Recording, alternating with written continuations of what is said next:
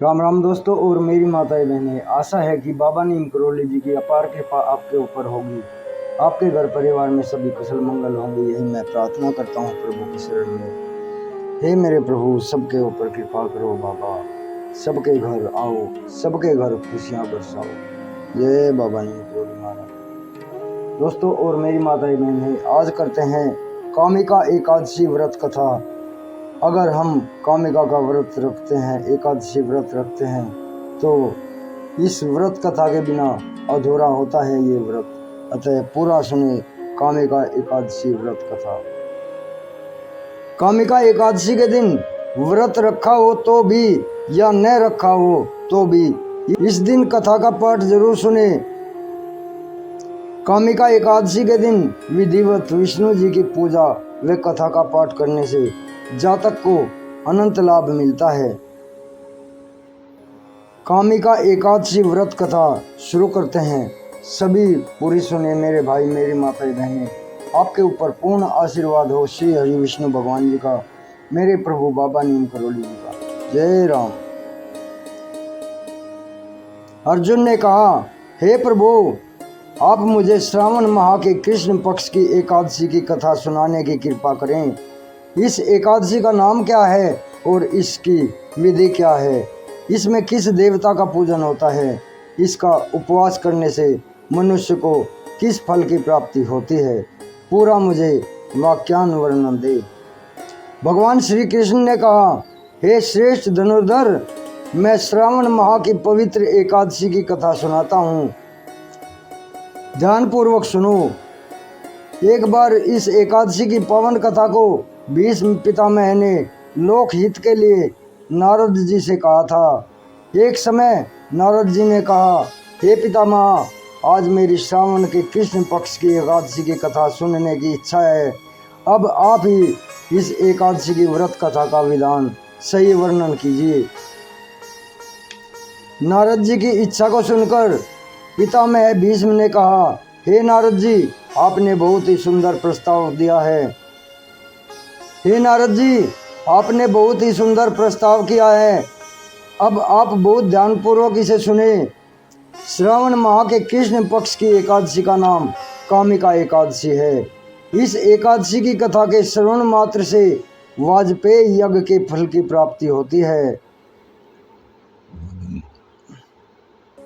इस एकादशी की कथा के सुनने मात्र से ही वाजपेयी यज्ञ के फल की प्राप्ति होती है। कामिका एकादशी के उपवास में शंख चक्र गदाधारी भगवान विष्णु जी का पूजन होता है। जो मनुष्य इस एकादशी को धूप दीप नैवेद्य आदि से भगवान विष्णु की पूजा करते हैं, उन्हें गंगा स्नान के फल से भी उत्तम फल की प्राप्ति होती है। सूर्य ग्रहण और चंद्र ग्रहण में केदार और कुरुक्षेत्र में स्नान करने से जिस पुण्य की प्राप्ति होती है, वह पुण्य कामिका एकादशी के दिन भगवान विष्णु की भक्ति पूर्वक पूजा करने से प्राप्त होती है। भगवान विष्णु की श्रावण माह में भक्ति पूर्वक पूजा करने का फल समुद्र तथा वन सहित पृथ्वी दान करने के फल से भी अधिक होता है। व्यक्तिपात में गंडकी नदी में स्नान करने से जो फल प्राप्त होता है, वह फल भगवान विष्णु की पूजा करने से मिल जाता है। संसार में भगवान की पूजा का फल सर्वाधिक है। अतः भक्ति पूर्वक भगवान की पूजा न बन सके तो श्रावण माह के कृष्ण पक्ष की कामिका एकादशी का उपवास करना चाहिए। आभूषणों से युक्त बछड़ा सहित गोदान करने से जो फल प्राप्त होता है, वह फल कामिका एकादशी के उपवास से मिल जाता है।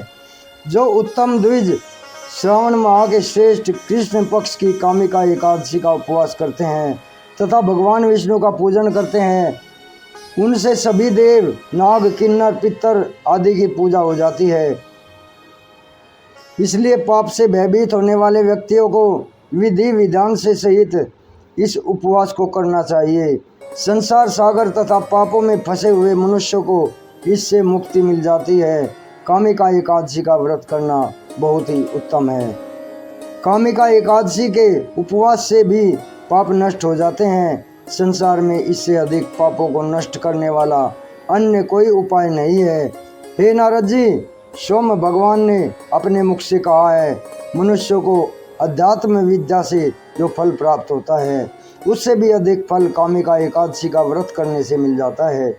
इस उपवास के करने से मनुष्य को न यमराज के दर्शन होते हैं, न ही नरक के कष्ट भोगने पड़ते हैं, वह स्वर्ग का अधिकारी बन जाता है। जो मनुष्य इस दिन तुलसी दल से भक्ति पूर्वक भगवान विष्णु का पूजन करते हैं वे इस संसार सागर में रहते हुए भी इस प्रकार पृथक रहते हैं जिस प्रकार कमल पुष्प जल में रहता हुआ कीचड़ में रहता हुआ भी जल से अलग रहता है। तुलसी दल से भगवान श्री हरि का पूजन करने का फल एक बार स्वर्ण तथा 4 बार रजत दान के फल के समान होता है। भगवान विष्णु रत्न मोती मणि आदि आभूषणों की अपेक्षा तुलसी दल से अधिक प्रसन्न होते हैं। जो मनुष्य प्रभु का तुलसी दल से पूजन करते हैं उनके सभी पाप नष्ट हो जाते हैं। हे नारद जी, मैं भगवान की अति प्रिय श्री तुलसी जी को प्रणाम करता हूँ। तुलसी जी के दर्शन मात्र से मनुष्य के सभी पाप नष्ट हो जाते हैं तथा शरीर के स्पर्श मात्र से मनुष्य पवित्र हो जाता है। तुलसी जी को जल में स्नान कराने से मनुष्य की सभी यम यातनाएं नष्ट हो जाती हैं। जो मनुष्य तुलसी जी को भक्ति पूर्वक भगवान के श्री चरण कमलों में अर्पित करता है उसे मुक्ति मिलती है।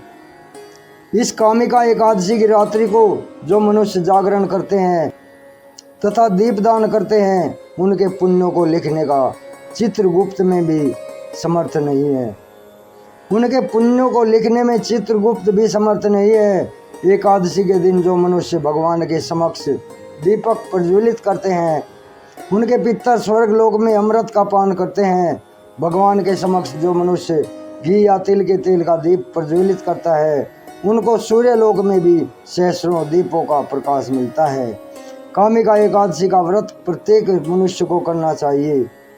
कामिका एकादशी का व्रत प्रत्येक मनुष्य को करना चाहिए। इस व्रत करने से ब्रह्म हत्या आदि के पापों से भी मुक्ति मिल जाती है तथा इहलोक में सुख भोग कर प्राणी अंत में विष्णु लोक को जाता है।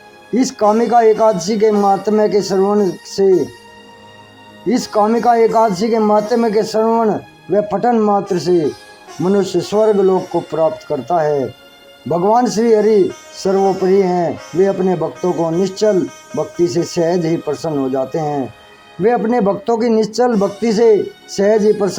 हैं। तुलसी जी भगवान विष्णु की प्रिया है। भगवान श्री हरि हीरे मोती सोने चांदी से इतने प्रसन्न नहीं होते जितने प्रसन्नता उन्हें तुलसी जी के अर्पण करने पर होती है, जितनी प्रसन्नता उन्हें तुलसी दल के अर्पण करने पर होती है। दोस्तों और मेरी माताएं बहनें, कामिका एकादशी व्रत कथा संपन्न होती है। आपके लिए कष्टहारी हो, सभी सुखदायी हो, अनंत कृपादायी हो। आपके घर में सदैव खुशियाँ आए। भगवान प्रभु श्री हरि विष्णु आपके घर में सदैव खुशियाँ दे, अमृत वर्षा करे, धन वर्षा करे, यही मेरी प्रार्थना। जय श्री हरि विष्णु, जय श्री राम, जय बाबा नीम करोली महाराज जी, जय माता की।